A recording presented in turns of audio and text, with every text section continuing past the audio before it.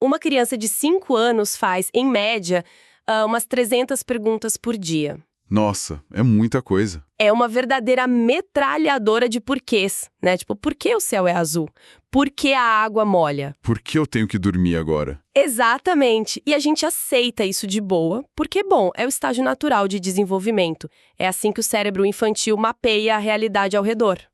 É a biologia em ação. Só que, olha que loucura. No momento em que a gente entra no mundo adulto e muito especificamente no mercado de trabalho corporativo, A coisa muda de figura. muda totalmente. Essa mesma necessidade de perguntar por quê, de repente vira um sinal de fraqueza. Ou pior, né? Um sinal de ineficiência. Pois é, a expectativa é que todo mundo já tenha todas as respostas ali na ponta da língua. Então, boas-vindas a quem nos ouve a mais uma análise profunda. Muito bom estar aqui de novo. A nossa missão hoje é desconstruir essa ideia maluca de que a curiosidade é só uma característica infantil adorável que a gente deixa para trás lá na escola. Porque, na verdade, ela é bem mais do que isso. Com certeza, ela é uma ferramenta vital de sobrevivência cognitiva, uma habilidade absolutamente essencial de liderança e, tipo, o motor da nossa adaptação. É uma inversão total da forma como a sociedade moderna costuma operar. Aham. A gente precisa parar de ver a curiosidade como uma distração irritante, sabe? E passar a encarar como o núcleo de como navegamos na complexidade extrema de hoje. Sim, faz muito sentido. Porque, francamente, viver numa era de mudanças maciças e hiperconexão significa que as velhas bússolas, aquelas cartilhas de regras rígidas que funcionavam muito bem há 10 anos... Já não servem para muita coisa hoje em dia. Exato. Elas já não apontam mais para o norte verdadeiro. Então, o que tudo isso significa na prática? Boa pergunta. Porque para quem busca aprender rápido, mas odeia aquela sensação de, sabe, sobrecarga de informações, entender a mecânica de como ser verdadeiramente curioso é o atalho definitivo para a clareza. Sem dúvida. E a base absoluta para navegar nesse mundo começa por algo que soa, bom, meio contraintuitivo para muitos líderes hoje, que é abandonar a ideia do mapa pronto. Nossa, isso é muito difícil para a maioria das pessoas. Demais, né? Existe uma crença muito forte de que a liderança trata de navegar pela rota mais segura para o sucesso.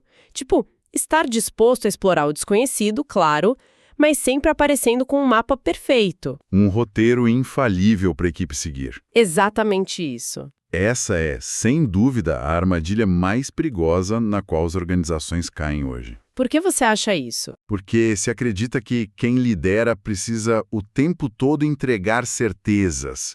Mas olha, convencer as pessoas a seguirem em frente rumo ao desconhecido exige muito mais do que um cronograma de certezas fabricadas. Certezas que na verdade nem existem. Exato. Exige uma compreensão profunda dos fatos disponíveis, uma consciência real da incrível diversidade de pensamentos e opiniões das outras pessoas ao redor. E autoconsciência também, né? E uma dose maciça de autoconsciência. Estender a nossa esfera de influência não começa com afirmações categóricas. Começa, na verdade, com a curiosidade. Sabe, ouvindo isso, me lembra muito daquela clássica coletânea de contos, os Just So Stories, do Rudyard Kipling. Ah, sim, eu conheço. Mais especificamente, tem a história do filhote de elefante. É uma imagem muito vívida. É uma ótima analogia para isso. Sim, a gente tem esse jovem elefante que é absolutamente inquisitivo, ele quer saber de tudo. E, bom, ele é literalmente espancado por todos os tios e tias dele. Nossa! Pois é, e tudo por causa dessa curiosidade insaciável que ele tem. A mensagem subliminar da história é super clara.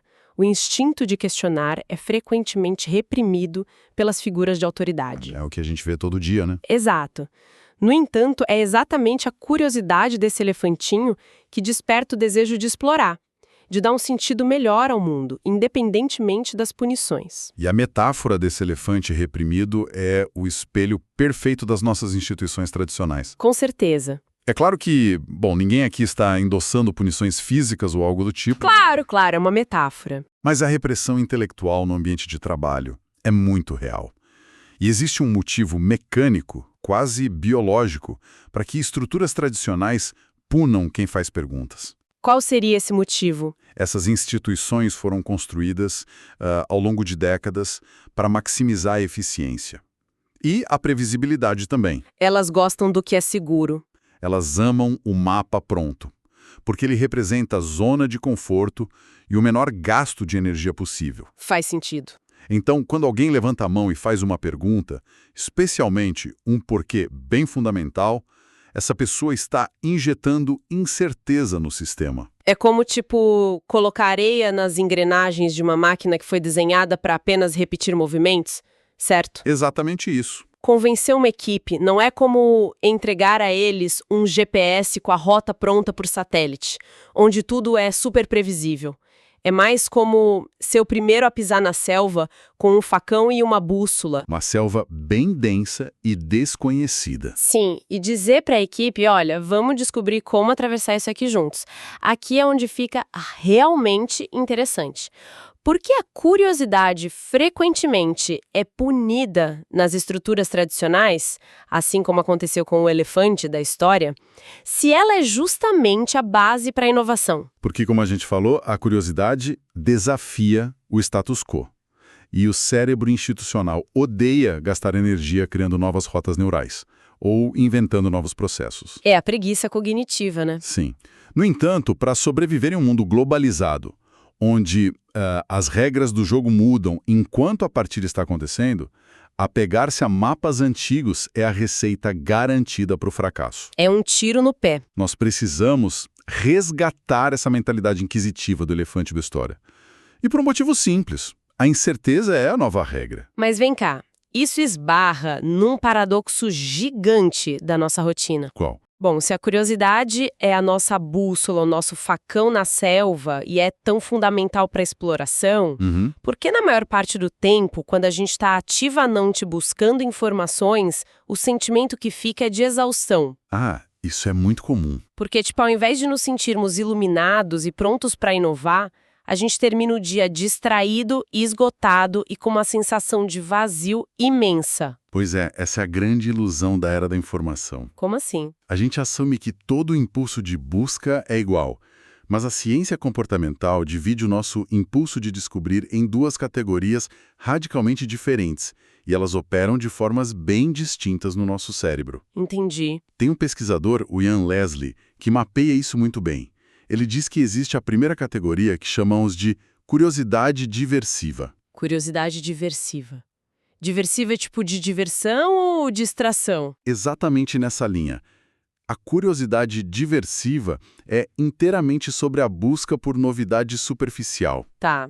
É aquela coceira mental que fica perguntando o que eu brinco com isso agora? Nossa, eu conheço bem essa coceira. É o impulso exato que faz a gente abrir a caixa de e-mail repetidamente, ou atualizar o feed de notícias dezenas de vezes numa única hora. Sim, o famoso doomscrolling, né? Ou rasgar o papel de presente de forma impulsiva apenas para ver rapidamente o que tem dentro e logo em seguida perder o interesse. É um impulso muito, muito familiar. A curiosidade diversiva soa exatamente como comer salgadinhos de pacote. É uma ótima comparação. Porque, pensa bem, é rápido, é viciante, a mão vai no pacote no piloto automático, o barulho crocante é super satisfatório na hora. Mas não alimenta nada. Exato, mas não alimenta. 30 minutos depois, a fome volta e o corpo não absorveu nutriente nenhum. O braço apenas continua buscando o próximo punhado no fundo do pacote. E é por isso que terminamos exaustos. A curiosidade diversiva nos dá um pico bem rápido, mas não sustenta a nossa energia. E qual seria a segunda categoria, então? A segunda categoria é a curiosidade epistêmica. E essa muda o jogo completamente. Epistêmica. Isso. A curiosidade epistêmica é uma necessidade muito mais profunda.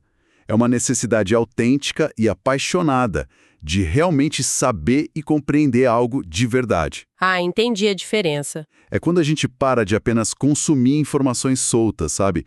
E começa a buscar um entendimento maior, a formular perguntas melhores e a usar a base de conhecimento que já temos para resolver problemas complexos. Então, enquanto a diversiva quer apenas ver o que está dentro da caixa de presente rapidinho, a epistêmica foca em como aquela descoberta pode levar a um resultado prático melhor. Exatamente isso. Se a diversiva é o salgadinho de pacote, a epistêmica é como preparar uma refeição nutritiva do zero. Perfeito. Envolve picar os ingredientes, entender o tempo de cozimento ali. Exige paciência, foco e muito esforço.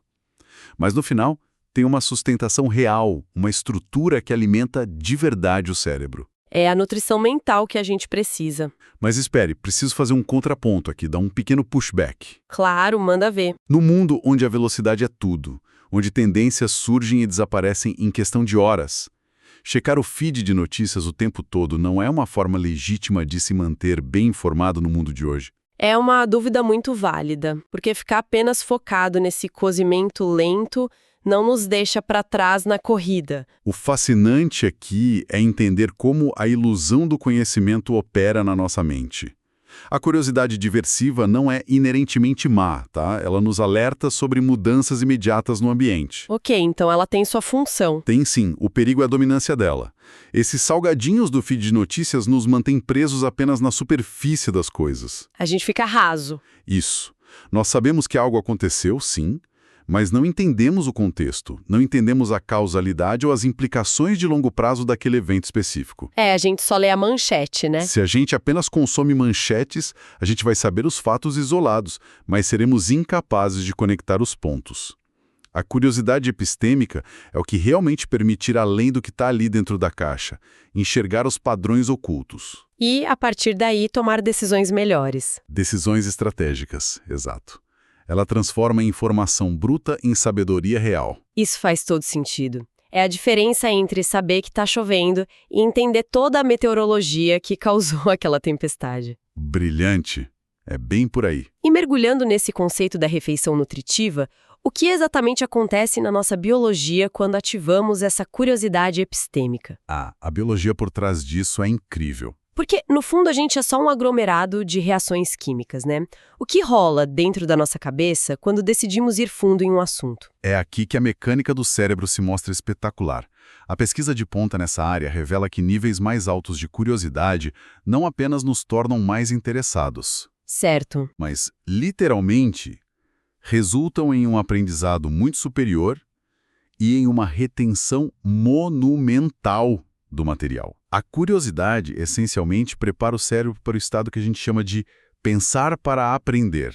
Pensar para aprender, gostei disso. Ela ativa, de forma bem direta e potente, os circuitos de recompensa do nosso cérebro. Circuitos de recompensa. Ah, estamos falando da famosa dopamina. Precisamente. Mas não é uma liberação de dopamina generalizada e caótica, sabe? Como se fosse rolar um feed de rede social. Isso. Ela ocorre em áreas muito específicas, notadamente no núcleo caudado e, de forma crucial, no hipocampo. Hipocampo, que é aquela parte da memória, certo? Exato. O hipocampo é o epicentro biológico vital para a consolidação do aprendizado e para a formação de novas memórias de longo prazo. Tem um exemplo prático maravilhoso sobre isso, uma anedota de infância que, bom, ilustra isso perfeitamente. Ah, eu sei qual você vai contar. Imagina um garoto que passa horas a fio no escritório do pai, completamente absorto, copiando obsessivamente desenhos intricados de livros de anatomia. Super focado. Total. Ele desenhava em detalhe os néfrons dos rins, as válvulas minúsculas do coração, e esse nível de foco profundo e investigativo gerou nele um fascínio vitalício. Uma paixão inabalável pela biologia humana, né? Sim, que moldou todo o futuro dele. Quando a gente olha para essa imagem do garoto desenhando os néfrons, não é apenas um hobby bonitinho. Não, de forma alguma. O que está acontecendo ali é que o hipocampo dele está sendo banhado em dopamina, certo? Ok, vamos analisar isso. É exatamente isso. Aquele garoto não estava apenas desenhando, ele estava hackeando a própria arquitetura de memória dele. Hackeando a mente.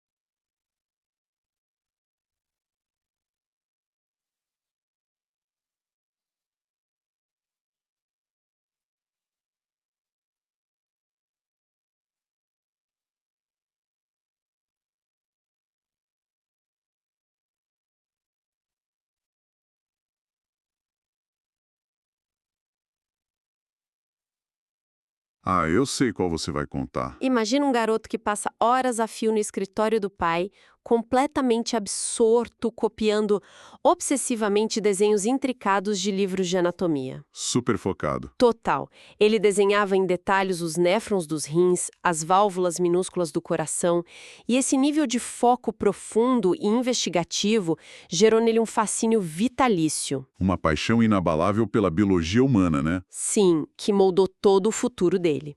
Quando a gente olha para essa imagem do garoto desenhando os néfrons, não é apenas um hobby bonitinho. Não, de forma alguma. O que está acontecendo ali é que o hipocampo dele está sendo banhado em dopamina, certo? Ok, vamos analisar isso. Exatamente isso. Aquele garoto não estava apenas desenhando, ele estava hackeando a própria arquitetura de memória dele. Hackeando a mente.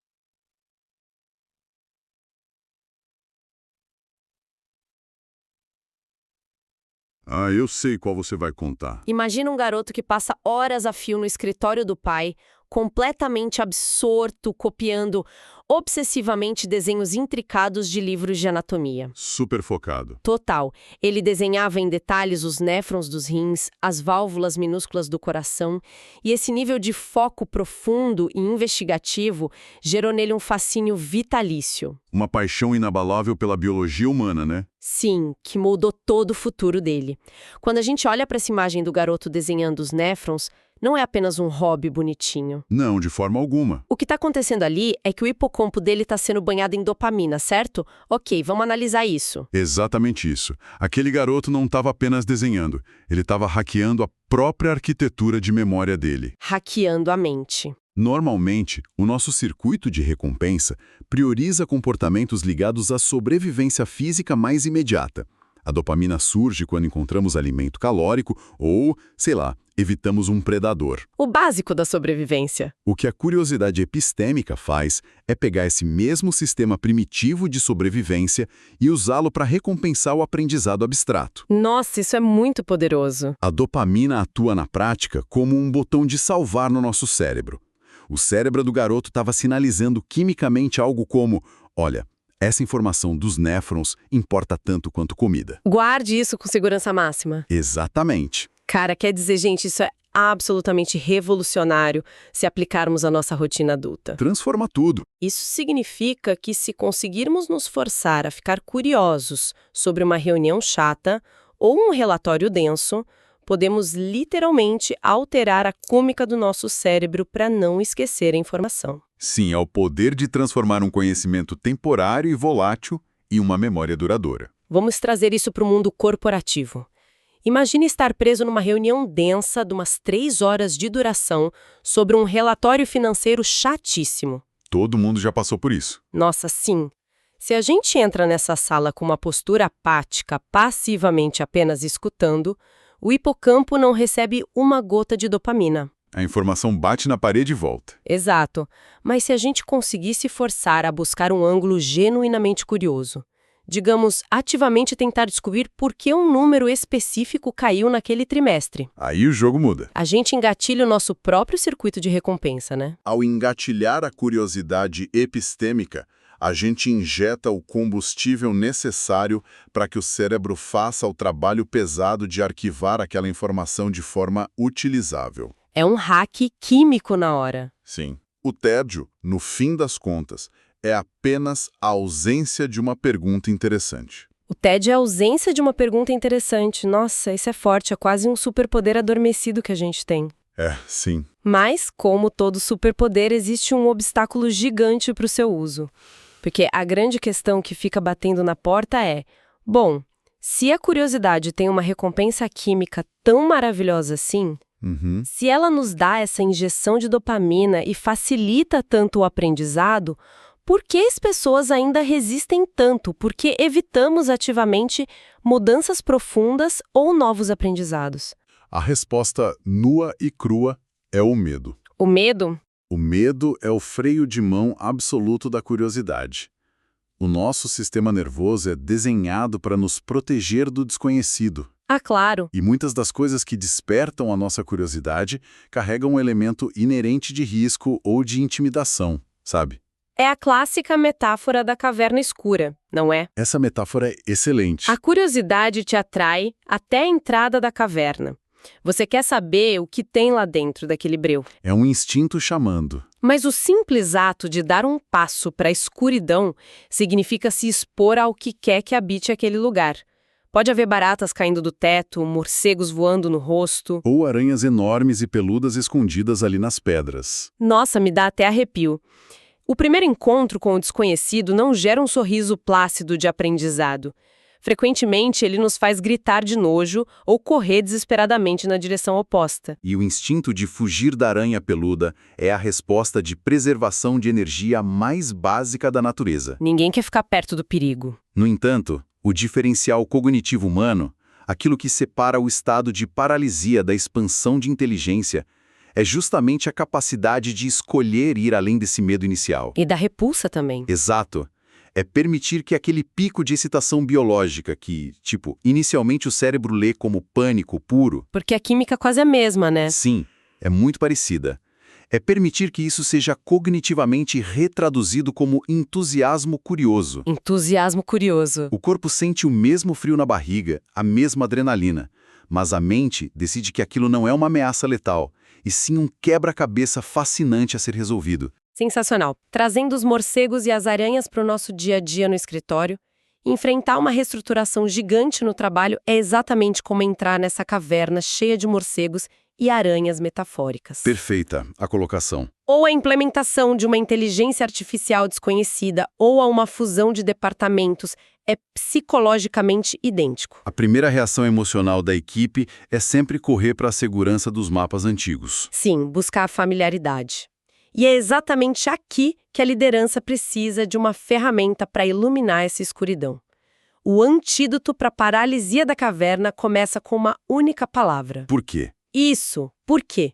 Aquele famoso conceito do Simon Sinek de começar pelo porquê ganha uma dimensão nova e profunda aqui. Ganha muito? Lembrar de perguntar por quê acessa imediatamente o lado emocional e motivacional das nossas decisões.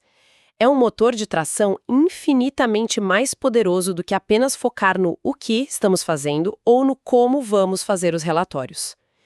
Mas me diz, como exatamente perguntar por quê, como sugere o Simon Sinek, atua como uma lanterna nessa caverna? Olha, se conectarmos isso ao contexto maior, o porquê atua literalmente como uma lanterna de alta potência nessa caverna. Especialmente quando estamos todos exaustos e sobrecarregados pela era digital, né? Sim, é importante entender o mecanismo dessa iluminação. Perguntar ao porquê é poderoso porque tem a capacidade de dissipar a névoa espessa das nossas próprias suposições pré-estabelecidas. De quebrar as nossas certezas. O porquê nos obriga a buscar esclarecimento verdadeiro sobre as informações, em vez de apenas aceitar a superfície de forma passiva. Ainda, é a única ferramenta capaz de desafiar as crenças limitantes e os vieses cognitivos que obscurecem completamente o nosso julgamento. Especialmente quando a gente está sob o estresse do medo, né? Exatamente. O medo cega a gente. Os vieses cognitivos agem basicamente como uma venda nos olhos logo que a gente pisa na caverna. O cérebro está apavorado e prefere usar atalhos mentais para resolver o problema rápido. Mesmo que o atalho leve direto para um abismo. Exato. É a armadilha do excesso de confiança. O perigo supremo de basear respostas e ações estritamente em conhecimentos e experiências anteriores. É a famosa arrogância do especialista. Se a gente depender apenas da nossa base de conhecimento consolidada, corremos o risco de ignorar totalmente a singularidade daquela situação nova. E a arrogância do especialista é fatal num mundo hipercomplexo. Achar que o mapa antigo de uma caverna vai servir para navegar uma caverna completamente nova é um erro desastroso. Não tem como dar certo. Ao usarmos a lanterna do porquê para mergulhar além da nossa arrogância, a gente descobre uma regra de ouro do aprendizado profundo. Sempre há muito mais a saber. Sempre. Cada resposta sólida não encerra o assunto. Pelo contrário, um bom porquê sempre gera descendentes. Ele dá à luz novos porquês. E essa dinâmica ganha um peso colossal se a gente olhar para o momento exato em que vivemos hoje. Vivemos tempos difíceis. Na nossa era digital acelerada, o estado padrão da força de trabalho é operado pelo medo da obsolescência e por uma sobrecarga paralisante de dados, notificações e e-mails infinitos. É uma fadiga mental crônica. Sim. E esses fatores combinados estão diminuindo drasticamente a performance, a criatividade e, óbvio, a saúde das pessoas. Sem dúvida. Mas é justamente nesse cenário exaustivo que a nossa vantagem competitiva brilha. Porque a curiosidade humana autêntica e focada busca soluções melhores. Inovações reais. Sim, e rotas inéditas de uma forma que o Vale do Silício e as máquinas dele ainda não conseguem replicar. E esse é o grande divisor de águas entre o cérebro humano e os sistemas automatizados, sabe? Como você vê essa diferença? As máquinas e os algoritmos são ferramentas estupendas. Elas são imbatíveis para processar o quê e o como em frações de segundo. Elas fazem isso muito mais rápido que a gente. Elas encontram padrões em montanhas de dados muito mais rápido do que qualquer ser humano conseguiria. Sim, é assustador às vezes. Porém, as máquinas não sentem o suor frio do medo ao se depararem com as aranhas na caverna. E nem a curiosidade de descobrir o que tem lá no fundo. Exato. E justamente por não sentirem medo, elas também são incapazes de sentir aquele salto elétrico do entusiasmo curioso quando descobrem algo inesperado. Porque uma inteligência artificial não tem curiosidade intrínseca. Nenhuma. Ela não tem o ímpeto de questionar o próprio propósito. É só código executando, né? Sim. A nossa vantagem competitiva é insubstituível, a essência de ser humano em um mundo cercado de automação, é a nossa capacidade única de questionar as nossas próprias certezas inabaláveis. É sentir o desconforto angustiante do desconhecido e, apesar daquela vontade biológica absurda de fugir, Parar, observar e perguntar por que isso importa. o que nos coloca diante de um espelho bem fascinante para a gente começar a fechar as ideias de hoje. Se olharmos para a trajetória que desenhamos aqui, nós partimos da ideia falsa de que liderar é entregar respostas e mapas prontos para uma equipe passiva. E descobrimos que a liderança real é usar o facão da curiosidade para abrir caminho na selva. Nós dissecamos o perigo reconfortante da curiosidade diversiva, que nos enche de salgadinhos inúteis de dopamina barata, através daquele feed infinito de notícias. E entendemos a necessidade vital de cultivar a curiosidade epistêmica. Aquela que prepara a refeição nutritiva, que força o nosso núcleo caudado e o nosso hipocampo a salvarem o aprendizado de longo prazo, nos dando uma compreensão real da complexidade. Exatamente como o garoto copiando os néfrons lá no escritório. E finalmente desvendamos que a única forma de atravessar o medo visceral das mudanças modernas e da sobrecarga digital é transmutando o pânico em entusiasmo, usando o incansável poder investigativo da pergunta por quê. E ao sintetizar isso tudo, surgem algumas provocações cruciais que devem reverberar muito além desta discussão. O nosso objetivo aqui é deixar as pessoas pensando, né? Sim, trata-se de uma autoauditoria implacável. Precisamos questionar abertamente: será que a curiosidade diversiva, essa fome incessante pela próxima notificação efêmera, está nos impedindo de desafiar de verdade a nossa própria visão de mundo? É uma pergunta pesada. Será que ceder ao impulso de apenas arranhar a superfície das coisas está nos mantendo presos em um fluxo de pensamento superficial, correndo em círculos sem sair do lugar? E o mais determinante de tudo, né? Isso. Estamos fazendo, diariamente, a escolha consciente e trabalhosa de usar perguntas de qualidade para aprofundar a nossa curiosidade epistêmica. São ponderações que exigem uma honestidade brutal e que expõem o quanto estamos operando no piloto automático. E isso pavimenta o caminho para um pensamento final. Sim, algo para deixarmos ecoando na cabeça de quem nos ouve depois que o áudio terminar. Nós estamos, a cada dia que passa, delegando alegremente a execução do o quê e a logística do como para algoritmos ultra-rápidos. Para inteligências artificiais generativas e máquinas incansáveis. Nós estamos terceirizando as nossas respostas. Então, se as respostas estão virando commodity, cada vez mais baratas e instantâneas, A pergunta é o que sobra. será que o futuro, o verdadeiro poder de liderança, a influência duradoura e a verdadeira inovação revolucionária pertencerão única e exclusivamente àqueles raros indivíduos que dominarem a arte profundamente humana e caótica de continuar perguntando o grande porquê? É uma mudança de lente que redefine completamente o valor do intelecto humano. Nós deixamos de ser avaliados pela enciclopédia que decoramos ao longo da vida E passamos a ser medidos pela qualidade e pela ousadia do que nos atrevemos a questionar. exatamente isso. É sobre o calibre da investigação. É sobre não perder a faísca daquela criança de 5 anos. E com essa perspectiva transformadora, nós fechamos o ciclo da nossa exploração de hoje. Foi uma troca incrivelmente rica de ideias e conexões. Com certeza, foi excelente mergulhar nisso tudo. Para quem está nos acompanhando e dedicou o seu tempo a este mergulho profundo, esperamos que as reflexões de hoje sirvam como um farol duradouro, o lembrete definitivo para nunca aceitarem mapas velhos quando estiverem diante de territórios completamente novos. Não tenham medo da caverna. Continuem questionando o que parece óbvio, continuem desbravando o desconhecido com entusiasmo e, acima de todas as coisas, continuem curiosos. Até a próxima!